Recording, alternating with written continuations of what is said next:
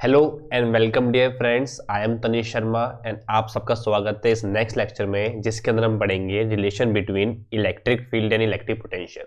ठीक है, तो हमने इस सीरीज के चैप्टर नंबर 2 क्लास 12 सीरीज की सीरीज के ऑलरेडी 3 लेक्चर कवर कर चुके हैं और ये 4th लेक्चर है। ठीक है, तो हम देखते हैं कि इस लेक्चर में हमें क्या क्या करना है। जैसे को दिख रहा है आपको, relation between electric field electric potential हम करेंगे, तो ये बहुत इंपॉर्टेंट टॉपिक है।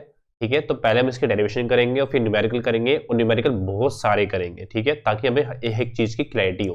डेरिवेशन तो बहुत छोटी है, बहुत जल्दी खत्म हो जाएगी, बट उसके ऊपर जो न्यूमेरिकल्स होंगे ना, बहुत कभी कभी बच्चों को कंफ्यूजन कर देते हैं, कंफ्यूज कर देते हैं। ठीक है, तो हम हर एक न्यूमेरिकल, हर एक टाइप के न्यूमेरिकल को देखेंगे ताकि हमें कोई भी दिक्कत ना हो।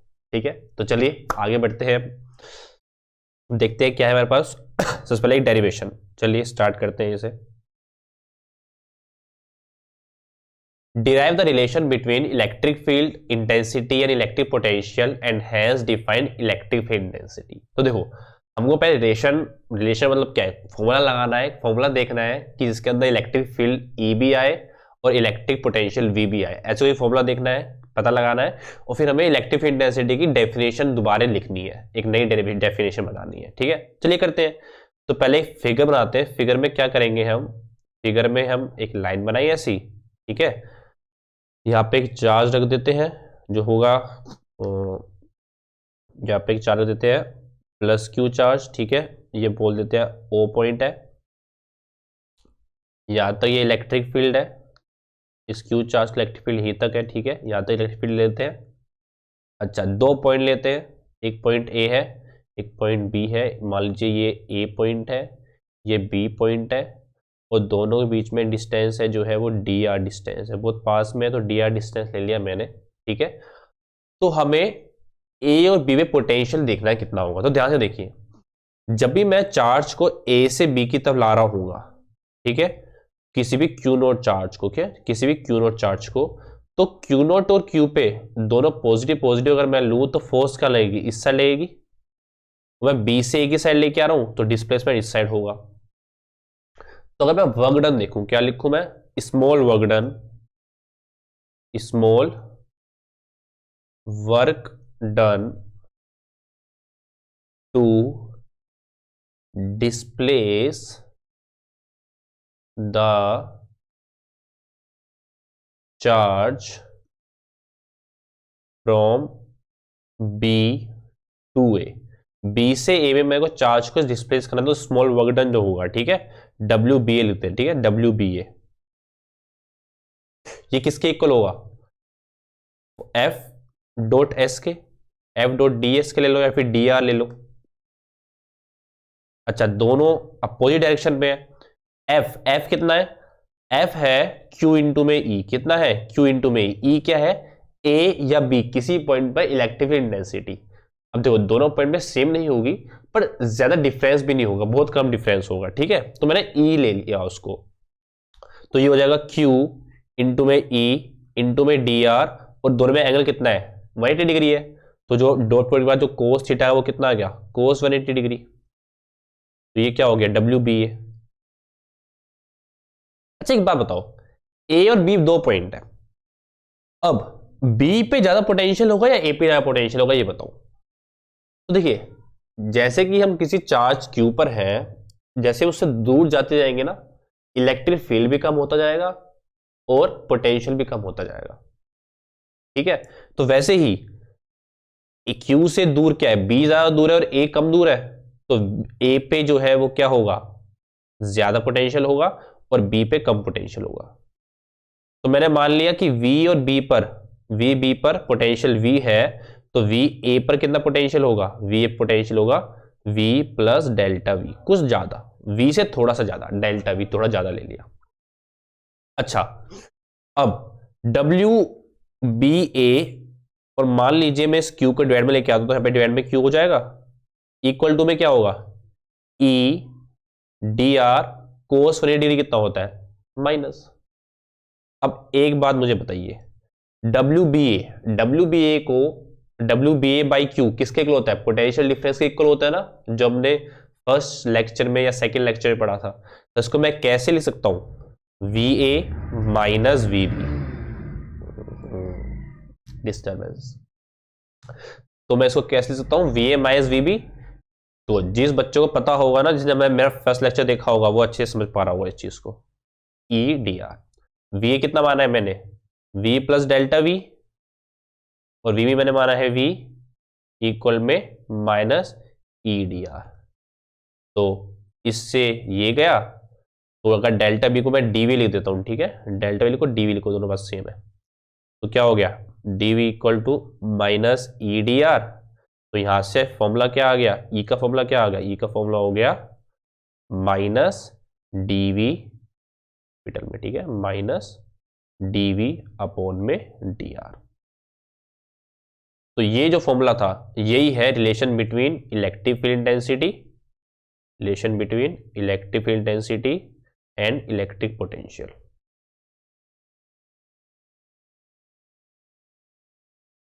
आई बात समझ।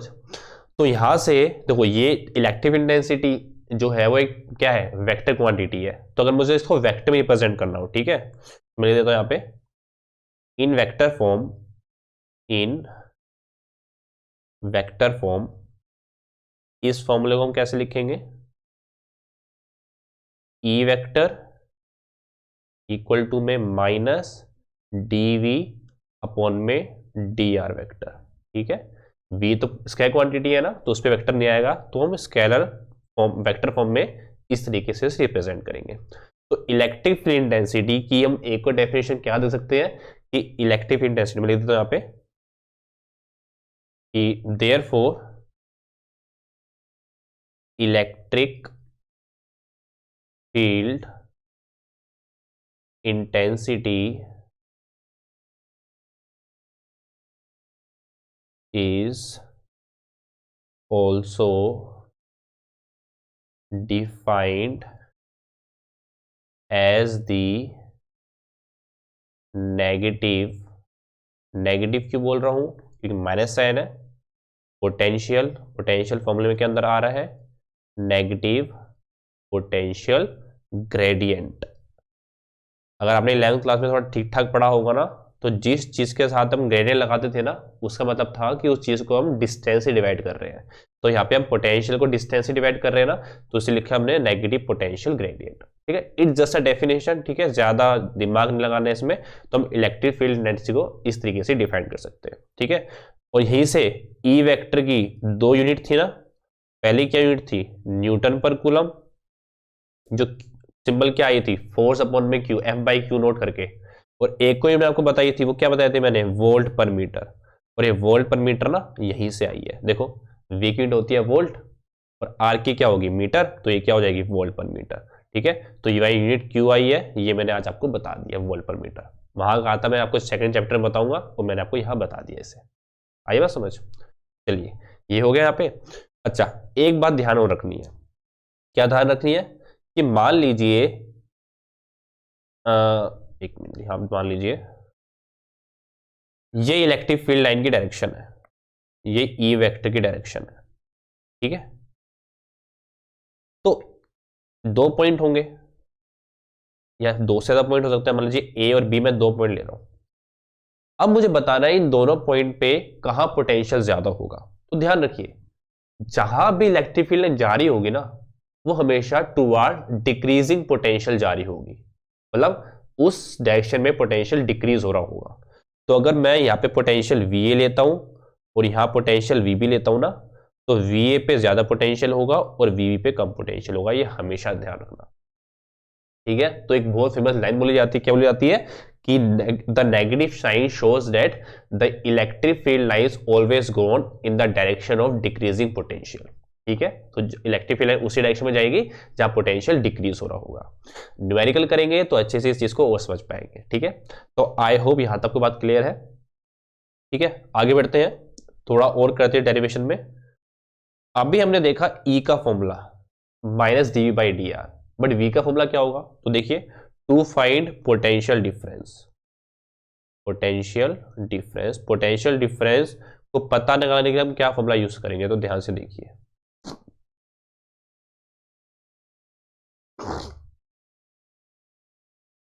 हाँ, तो देखिए फॉर्मूला क्या है हमारे पास, क्या आया फॉर्मूला, ई इक्वल टू में माइनस dv अपॉन में dr।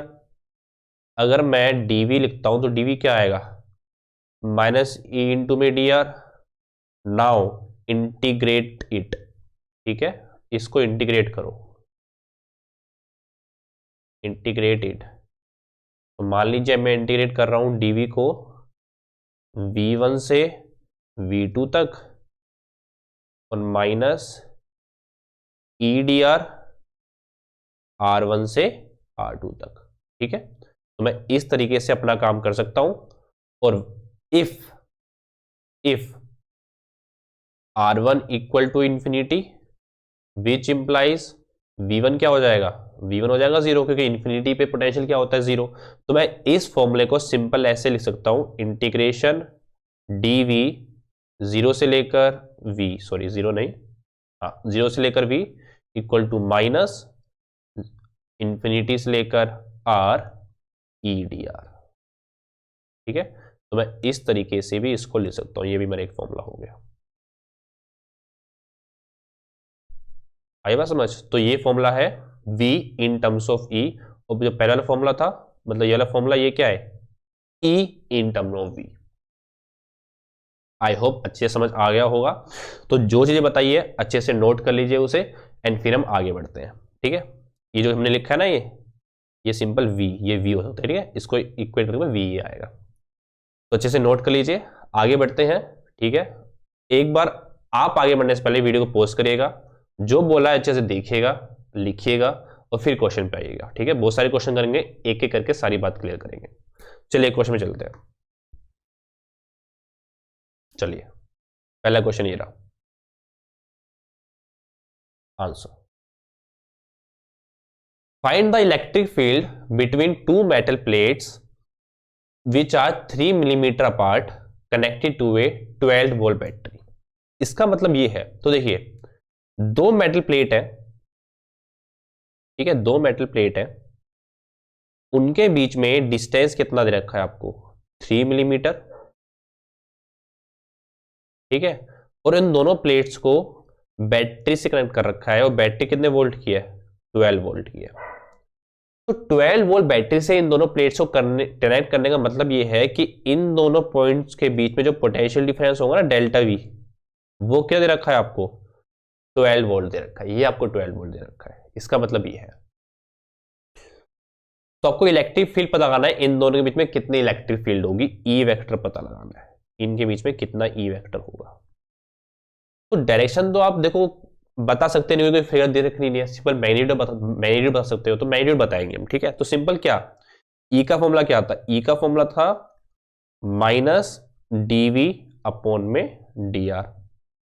अब देखो ध्यान से, जब भी ऐसी चीज हो ना, दो प्लेट्स हो और उसको बैटरी से कनेक्ट कर रखा हो, जो हम आगे कैपेसिटर में पढ़ेंगे, ठीक है, कैपेसिटेंस में पढ़ेंगे, तो अब इस फॉर्मूले को सिंपल इसमें कन्वर्ट कर सकते हो, E equal to V upon में डी, या फिर इसको सिंपल बोलूं तो डेल्टा वी अपॉन में डी, अच्छे से।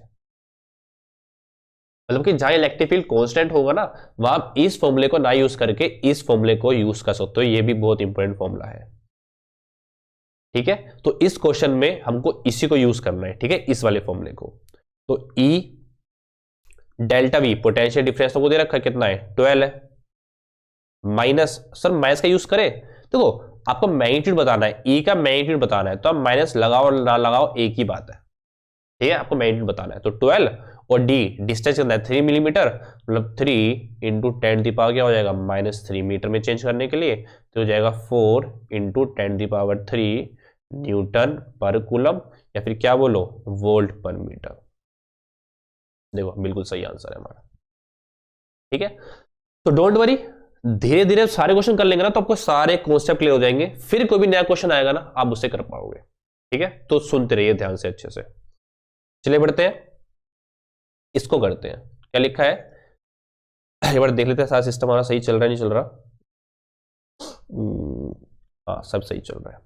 चलिए, calculate the voltage needed to balance an oil drop carrying 10 electrons between the plates of a capacitor 5 millimetre apart. तो देखो प्लेट्स ऑफ ए कैपेसिटर आ गया ना, कैपेसिटर पड़ा नहीं है, पर डरने की जरूरत नहीं है, जो मैंने आपको पिछले में बताया ना, बिल्कुल सेम चीज है यहाँ पे। तो मैं आपको समझ देता हूँ कैपेसिटर में होता क्या है, थोड़ा बहुत बता देता हूँ।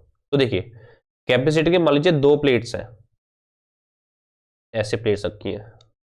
पहले थोड़ी खड़ी थी, अब मैं लिटा दिया। लिटाया क्यों है बताता हूँ मैं आपको, क्योंकि यहाँ पे ऑयल ड्रॉप की बात करी गई है ना। तो देखो, यहाँ पे एक ऑयल ड्रॉप है, ठीक है। जब भी ऑयल ड्रॉप आएगी तो हमने चैप्टर में भी क्वेश्चन कर रखा है ना, कि इस पे मास लगेगा, नीचे कुछ लगेगा mg, इसको बैलेंस करने के लिए हमें एक ऊपर फोर्स लगाना पड़ेगा, वो क्या होगा, q इंटू में e। तो यहाँ पे हमें कुछ QE इक्वल टू mg वाला कोई ना कोई काम करना है ना। ध्यान से देखना, कैपेसिटर की प्लेट्स ना, एक होती है पॉजिटिव चार्ज, एक होती है नेगेटिव चार्ज, ठीक है। तो देखो, अगर E वेक्टर, देखो QE ऊपर है ना, देखो क्या है, calculate the voltage needed to balance an oil drop carrying 10 electrons. Oil drop पे 10 इलेक्ट्रॉन है, ध्यान से देखना, ऑयल ड्रॉप पे 10 इलेक्ट्रॉन है। मैं यहां पे लिख देता हूं, ऑयल ड्रॉप पे 10 इलेक्ट्रॉन, मतलब क्या है कि वो नेगेटिवली चार्ज है। नेगेटिव चार्ज पार्टिकल पे जो इलेक्ट्रिक फोर्स लगेगी, वो इलेक्ट्रिक फील्ड की ऑपोजिट डायरेक्शन में फोर्स लगेगी। तो अगर ये नेगेटिव चार्ज है, इस पे फोर्स ऊपर लग रही है, तो इलेक्ट्रिक फील्ड की डायरेक्शन क्या होगी, नीचे होगी। हाँ होगी, इलेक्ट्रिक फील्ड डायरेक्शन नीचे होगी। तो ये होगी इलेक्ट्रिक फील्ड की डायरेक्शन। ध्यान सुनो, ध्यान से दुआ बोल रहा हूं। ऑयल ड्रॉप नेगेटिव चार्ज है, नेगेटिव चार्ज बॉडी पे जो फोर्स लगती है वो इलेक्ट्रिक फील्ड के अपोजिट होती है। इस पे अगर मैं फोर्स ऊपर दिखा रहा हूं तो इलेक्ट्रिक फील्ड होगी इस डायरेक्शन में, और इलेक्ट्रिक फील्ड इस डायरेक्शन मतलब क्या है कि ये जो होगी, ये होगी पॉजिटिवली चार्ज प्लेट, और ये होगी क्या, नेगेटिवली चार्ज प्लेट। आई बात समझ। इतना बताने की जरूरत भी नहीं थी इस क्वेश्चन में, फिर भी मैं आपको अच्छे से समझा रहा हूं, ठीक है। फिगर पूरी अच्छे से ये होगी। अच्छा, बोला क्या है, मास दे रखा है आपको, ऑयल ड्रॉप का मास दे रखा है, कितना दे रखा है मास, 3 इंटू 10 की पावर -16 kg। जी किलो दे रखी है आपको, 10 यूज करनी है, 10 मीटर पर सेकेंड स्क्वायर। 10 इलेक्ट्रॉन, तो जो चार्ज होगा वो क्या होगा, 10e, मतलब 10 इंटू कितना होगा, 1.6 इंटू 10 की पावर -19 कूलम। और क्या चीज है, और आपको डिस्टेंस रखा है d, 5 मिलीमीटर, 5 इंटू 10 की पावर -3 मीटर, ये दे रखा है आपको सब कुछ। ये डिस्टेंस डी मतलब क्या है, इस प्लेट्स के बीच में जो डिस्टेंस होगा, ये डी दे रखा है आपको, ठीक है। प्लेट्स के बीच में डिस्टेंस दे रखा है आपको, इनके बीच में आपको बताना है कैलकुलेट द वोल्टेज नीडेड। देखो, कैपेसिटर को हम बैटरी से कनेक्ट करते हैं, तो बैटरी कितनी वोल्टेज होगी, बैटरी कितनी वोल्टेज का मतलब क्या है कि इन दोनों प्लेट्स के बीच में कितना पोटेंशियल डिफरेंस होगा, आपको ये पता लगाना है। सिंपल सी बात है, कितना बैटरी लगाए इसका मतलब क्या है, कितना पोटेंशियल डिफरेंस होगा इन दोनों प्लेट्स के बीच में, डेल्टा वी। तो पहले हम ई पता लगाते हैं। तो ई क्या होगा, ई होगा आपका mg, तो दूसरा अगला यूज कर लेते हैं अच्छे से, ठीक है। तो ई क्या होगा, ई होगा आपका mg अपॉन में q। अच्छा, ई क्या होता है, delta V by D equal to mg upon में q। तो इसका मतलब क्या है, डेल्टा वी कितना हो जाएगा, डेल्टा वी हो जाएगा आपका mg/d बाई क्यू।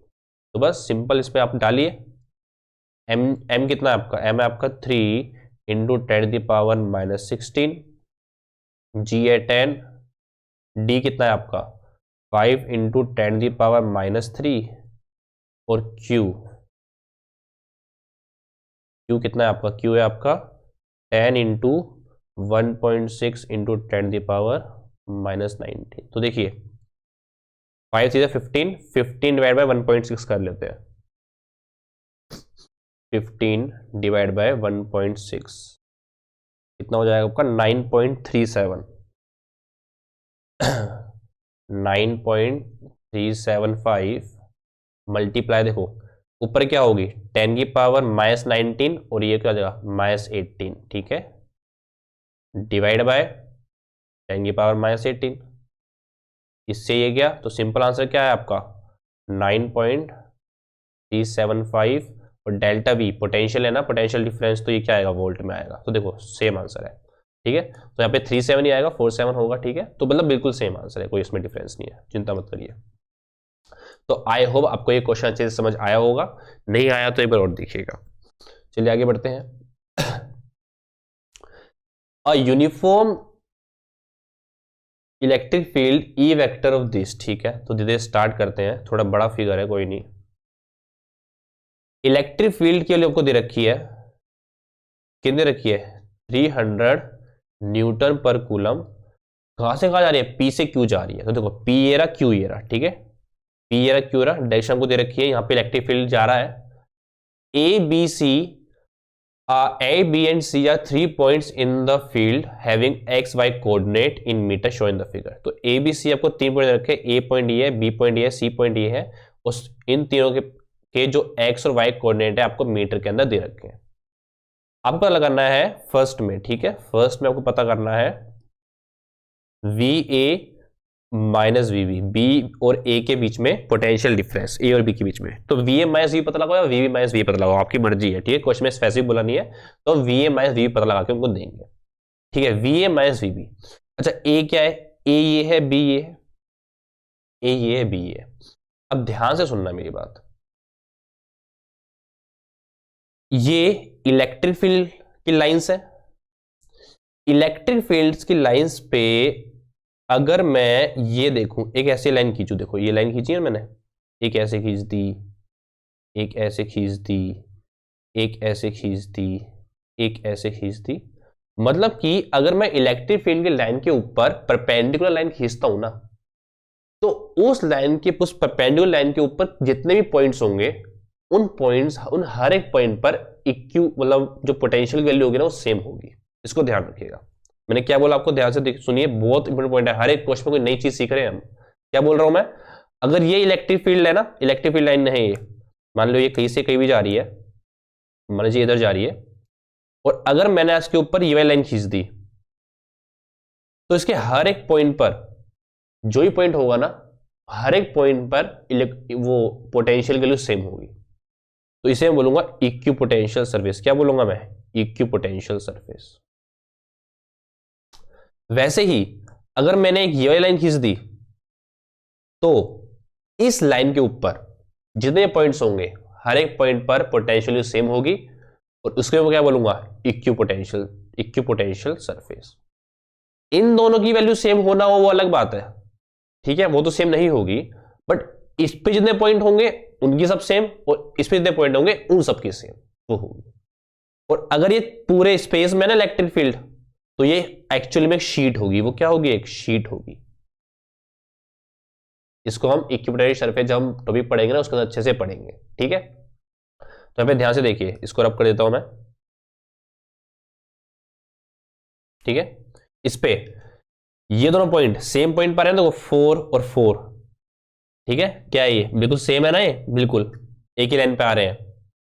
इसका मतलब क्या है, इसका मतलब ये है कि इक्विपोटेंशियल सरफेस पे है, और इनका जो पोटेंशियल डिफरेंस क्या होगा, वो क्या होगा, 0 होगा, ठीक है। सेकंड पे चलते हैं, बी और सी, वीबी माइनस वीसी पता लगाना है आपको, वीबी माइनस वीसी, बी और सी। अच्छा बी और सी तो अब एक लाइन पे नहीं आ रहे, परपेंडिकुलर लाइन पे तो नहीं आ रहे, एक वाली अलग अलग पे आ रहे हैं। तो क्या करेंगे हम सिंपल, वीबी का फॉर्मूला क्या होता है, ई इंटू डी आर, क्या होता है, ई इंटू में डी, ठीक है। ई इंटू में डी आर था ना, तो सिंपल ई इंटू में डी लिख सकते हैं उसे हम, माइनस का, ठीक है, यहां पे माइनस लगाना पड़ेगा माइनस। अब देखो VB equal to minus E D, E कितना है आपका, ई आपका 300 इंटू में डी, डिस्टेंस कितना है दोनों बीच में, देखो डिस्टेंस पता लगाओ, ये 4,4 पे, ये है माइनस 3,4 पे, तो इनका डिस्टेंस कितना है, इनका डिस्टेंस है आपका 7 का डिस्टेंस है, ठीक है, 7 डिस्टेंस की दूरी पर है, इंटू में हो जाएगा 7, तो यहाँ पे क्या आ जाएगा 2100 वोल्ट। अब ध्यान से देखो, आपका आंसर नेगेटिव में होगा पॉजिटिव में होगा, कैसे पता लगाओगे, ध्यान से देखो, ये इलेक्ट्रिक फील्ड लाइन कहां से जा रही है, पी से क्यू जा रही है, मतलब बी पे ज्यादा पोटेंशियल होगा, सी पे कम होगा। अगर बी पे ज्यादा पोटेंशियल है, सी पे कम पोटेंशियल है, तो मैं अगर बड़े में से छोटा माइनस कर रहा हूं, बड़े में से छोटा माइनस कर, तो मेरा आंसर पॉजिटिव आएगा ना, तो यहां प्लस आएगा। अगर मान लो मैंने वीसी माइनस वी पता लगाया होता ना, वीसी माइनस वीबी, तो मेरा आंसर क्या होता? मेरा आंसर होता -2100 वोल्ट। तो ये माइनस का कहाँ यूज करना है, कहाँ यूज नहीं करना है, ये दिमाग से सोचना है, ठीक है, सारे कॉन्सेप्ट को अच्छे से लगा के। अच्छा, मैं नया बताता हूँ, ठीक है, बिल्कुल हमारा आंसर सही आया है। मान लो नया क्वेश्चन होता, हमको पता लगाना होता VA माइनस VC पता लगाना होता, इन दोनों के जो पोटेंशियल डिफरेंस। तो देखो, ये नहीं करते हम A और C को जोड़ देते हैं, उनके जो डिस्टेंस जो होता है और E इंटू डी कर देते, नहीं। उस केस में क्या करना है हमें, A और B में पोटेंशियल सेम है ना, तो VA माइनस VB निकालो या फिर VB माइनस VC निकालो, ये दोनों बात सेम है, और VB माइनस VC में निकालना आता ही है, ठीक है। तो उस केस में ऐसा नहीं करना कि A और C को देख लेना कितना डिस्टेंस है और सिंपल E इंटू डी कर देना, नहीं, उस केस में हमें ये चीज करनी है, ठीक है। तो आई होप आपको बात समझ में आई होगी। एक बार और देखिएगा, ठीक है, मैं रिकमेंड करूंगा इस लेक्चर को एक बार और देखिएगा, तब बिल्कुल सारी चीजें अच्छे से क्लियर होगी। चलिए आगे बढ़ते हैं। अब ये देखिए, ये क्या है, ये भी अच्छा क्वेश्चन है, फेमस क्वेश्चन है, इस तरह के क्वेश्चन पूछे जाते हैं। Some equipotential surface are shown in the figure. यहाँ पे इक्विपोटेंशियल सरफेस आपको दे रखी है। इक्विपोटेंशियल सरफेस क्या होते हैं, जिन सरफेस पे जिस किसी पॉइंट पर पोटेंशियल सेम होती है। तो यहाँ देखिए, जो लाइन दे रखी है ना, ये ऊपर लिखा है 10 वोल्ट, मतलब इस लाइन के ऊपर आप कोई पॉइंट ले लो, हर एक पॉइंट पर क्या होगा, 10 वोल्ट का पोटेंशियल होगा। वैसे इस पे 20 वोल्ट का, इस पे 30 वोल्ट का, इस पे 40 वोल्ट का, और हर एक के साथ आपको एंगल दे रखा है 30 डिग्री बना रहा है ये एक्स एक्सिस के साथ। What can you say about the magnitude and direction of E vector, मतलब बताओ, what can you say about का मतलब है कि बताओ ई वेक्टर कितना होगा, उसका मैग्नीट्यूड बताओ, डायरेक्शन बताओ। तो सिंपल है, ध्यान से देखिए, ये एक्स एक्सिस दे रखी है आपको, और एक डिफरेंट कलर यूज कर लूंगा मैं, ये आपको लाइन दे रखी है, ये एंगल आपको दे रखा है, मैंने कोई भी लाइन बना ली, ठीक है, मैं सारी नहीं बना रहा, एक बना रहा हूँ, 10 वोल्ट वाली बनानी मैंने।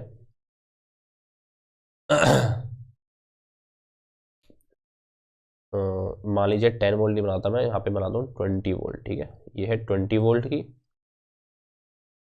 एक और बना लेता हूँ मैं ऐसे, ठीक है, बना देता हूँ मैं 10 वोल्ट बना दो एक और, ये है 10 वोल्ट की, ये भी एंगल कितना है, 30 डिग्री एंगल है, थोड़ा एक्सटेंड कर लेते हैं हो पाए तो, ठीक है।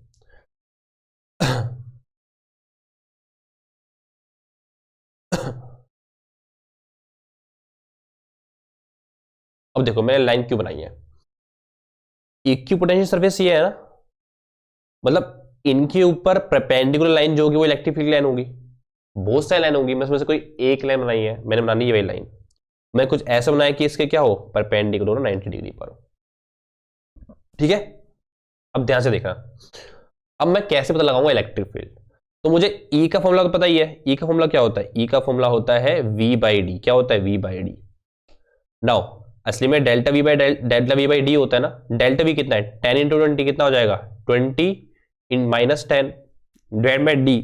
पर डिस्टेंस क्या है सर, डिस्टेंस ये ले लो, नहीं, डिस्टेंस परपेंडिकुलर डिस्टेंस होता है दोनों के बीच में, ठीक है, दोनों इक्विपोटेंशियल सरफेस के बीच में परपेंडिकुलर डिस्टेंस हम लेते हैं।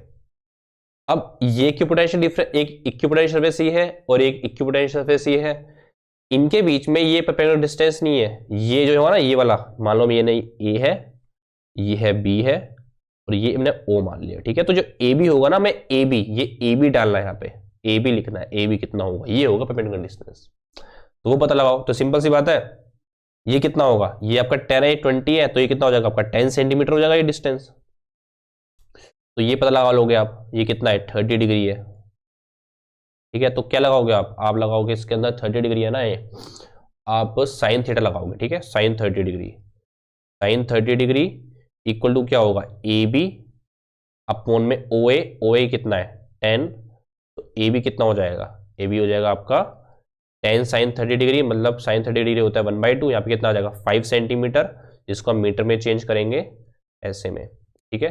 तो ई कितना हो जाएगा आपका, ई हो जाएगा आपका 20 माइनस 10 अपॉन में 5 मल्टीप्लाई में 10 की पावर -2, यहाँ पे गया 2 पे, ये आ गया आपका 200 न्यूटन पर कूलम या फिर वोल्ट पर मीटर, देखो बिल्कुल सेम आ गया आपका, है बस समझ।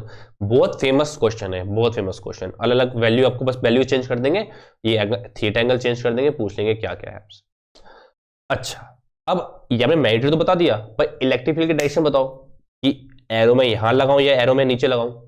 तो सिंपल सी बात है, electric field decreasing direction of potential की साइड जाता है। तो यहां पे 20 है, फिर 10 है, मतलब कि डायरेक्शन क्या होगी, ऊपर की साइड होगी। तो ये होगी आपकी ई वेक्टर की डायरेक्शन। बताना हो तो आप क्या करोगे, आप बताओगे कि ई वेक्टर जो है ना वो इतना एंगल बना रहा है, ये वाला एंगल बना रहा है, तो ये एंगल कितना होगा, ये एंगल पूरा। देखो सिंपल सी बात है, ये होगा 60 डिग्री एंगल, ये पूरा 180 डिग्री है, तो 180 डिग्री में 60 डिग्री कितना हो जाएगा, 120 डिग्री। तो आप बोलोगे पॉजिटिव एक्स एक्सिस के साथ वो कितना एंगल बना रहा है, 120 डिग्री एंगल बना रहा है ई वेक्टर। ये पूरा अच्छे से क्वेश्चन ऐसे कंप्लीट होगा। ठीक है, तो यहां मैंने लिख के रखा है। तो आई होप आपको चीज समझ में आया होगा। आगे बढ़ते हैं। हाँ, ये क्वेश्चन देखते हैं। ऐसे क्वेश्चन बहुत बार पूछे जाते हैं जिसके अंदर ये एक्स वाई और जेड दे रखा होता है। तो देखो, if the potential in the region of space around the point this is given this. ठीक है, आपको एक पॉइंट दे रखा है, उस पॉइंट में कोऑर्डिनेट दे रखे आपको -1, 2 और 3, ये सब मीटर में है। कितने, ये सब मीटर में है।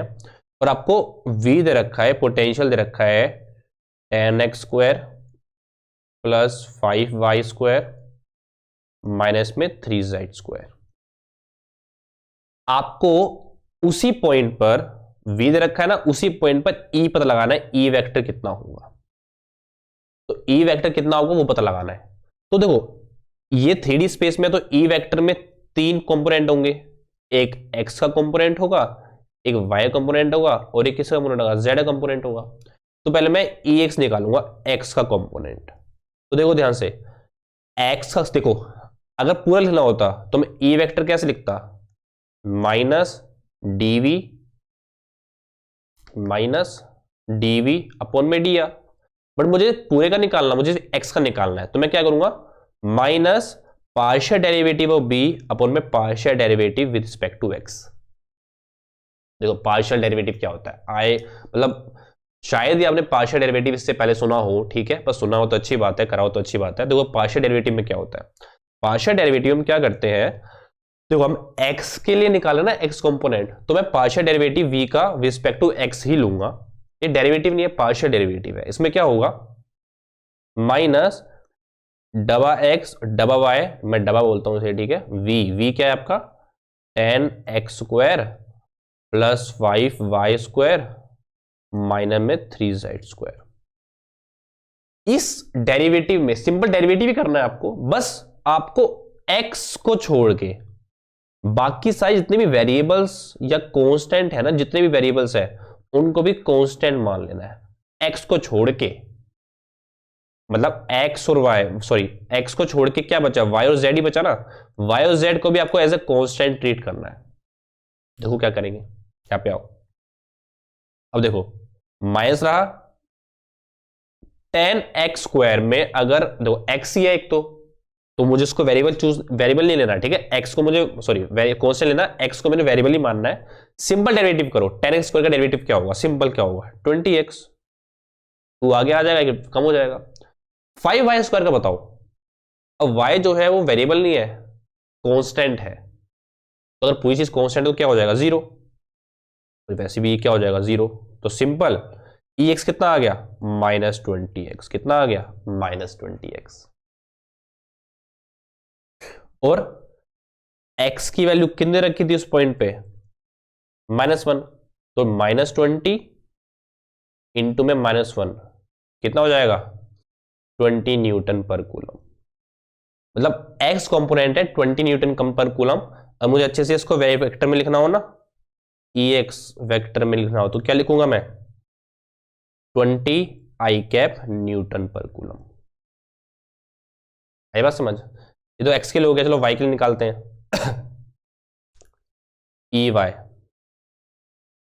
माइनस डबा v अपॉन में डबा y, माइनस डबा अपॉन डबा y, लिखते हैं इसको क्या है 10x² plus 5y² minus 3z², यही है ना। नाउ माइनस बाहर, इसमें y को छोड़ के सबको कांस्टेंट लेना है 0। इसको करेंगे डेरिवेटिव तो यहाँ पे क्या आ जाएगा 10y प्लस में 0, तो यहाँ पे क्या हो जाएगा सिंपल -10y वाई की वैल्यू कितनी थी देखो, वाई की वैल्यू थी आपकी 2, बचेगा -20 न्यूटन पर कूलम। वेक्टर में लिखना हो कि ई वेक्टर वाई कितना होगा, -20 जे कैप न्यूटन पर कूलम। वैसे ही आपको ई जेड लिखना हो, ठीक है, तो मैं ई जेड डायरेक्ट लिख देता हूं, ठीक है, माइनस ऑफ माइनस हो जाएगा और 3 2 जा 6 प्लस में 6 जेड हो जाएगा। जेड की वैल्यू कितनी होगी यहाँ पे 3 हो जाएगा आपका 18, ठीक है, 18 न्यूटन पर कूलम। और अगर मैं वेक्टर फॉर्म में लिखूं तो कितना हो जाएगा 18 ए कैप न्यूटन पर कूलम, ठीक है। वेरीफाई करते हैं अपने आंसर को, 20 20 -20 -20 18 18। मैं न्यूटन पर कूलम में लिख रहा हूँ, वोल्ट पर मीटर में लिख सकते हैं, ठीक है, वो मर्जी है आपकी। तो आई होप आपको यहाँ तक चीज़ें समझ आई होगी, ठीक है। ये भी बहुत इंपॉर्टेंट कॉन्सेप्ट था एक। देखिए द इलेक्ट्रिक पोटेंशियल वी पर लगाना है आपको एक्स वाई जेड पर, मीटर में है सारे। वी की वैल्यू क्या रखी है आपको, वी दे रखा है आपको 4x², अच्छा 4x² वोल्ट में दे रखा है आपको। इलेक्ट्रिक फील्ड आपको पता लगाना है किस पे, 102 पे।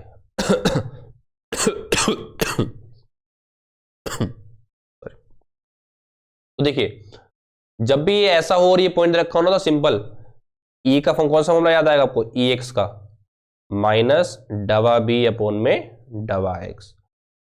ये इसका कौन सा फॉर्मूला याद आएगा आपको, माइनस डबा बी अपॉन में डबा बाय, और जेड का माइनस डबा बी अपॉन में डबा जेड। तो सिंपल ई एक्स निकालते हैं, ई एक्स में माइनस, अगर मैं डिवाइड करूं x से, इसको x से डिवाइड करूंगा तो मतलब मुझे कांस्टेंट मानना नहीं है, तो सिंपल क्या आएगा -8x आएगा। मैं y का निकालूं तो इसके अंदर y कुछ है ही नहीं, मतलब ये पूरा कांस्टेंट है, कांस्टेंट डिवाइड बाय क्या हो जाएगा 0, और इसमें भी क्या हो जाएगा 0।